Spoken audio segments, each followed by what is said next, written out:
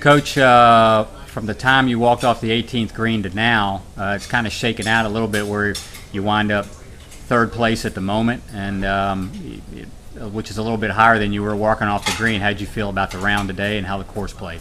Well, JT, had to play, played a very good round. If we get a fourth score today, it's really a pretty good start to the tournament. That's really the only thing we didn't get. But it's hard, and I think this will be one of those tournaments that the scores probably won't get lower as the day goes on. They've done a marvelous job of setting this up, and it's difficult. It's a challenge, and I think sometimes the hardest round to play is the first one because you've waited so long to get started.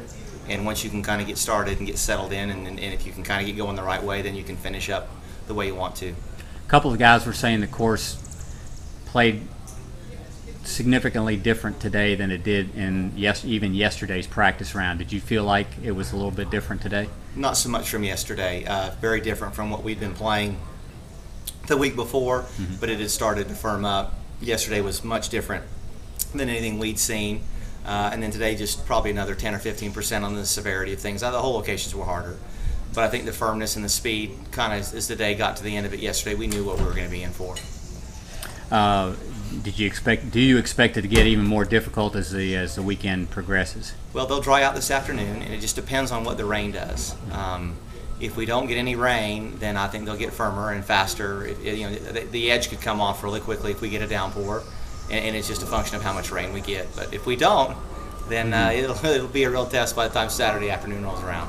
One of the things that you mentioned, as I recall before the tournament, was the rough is not necessarily that penal. It's fairly wide. If you've got long hitters, you can probably score well. Yet there's nobody. There's a couple guys with a 68 and no teams under par.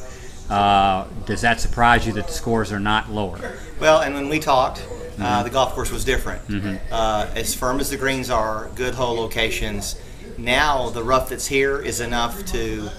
You can't spin the ball. They had a lot of good hole locations. So that's all changed because of the condition of the golf course. There's enough rough out there now that if you hit in it and the way the greens are, then you've got your hands full to try to find a spot to put the ball on the green. And that's what championship golf is all about. It's a perfect test. You just don't run over it. You have to think where you want to leave it, where you want to go. And if you get in a bad place, you actually have to do something with it. So I think everybody's happy with the challenge and that this afforded them. So it's fair.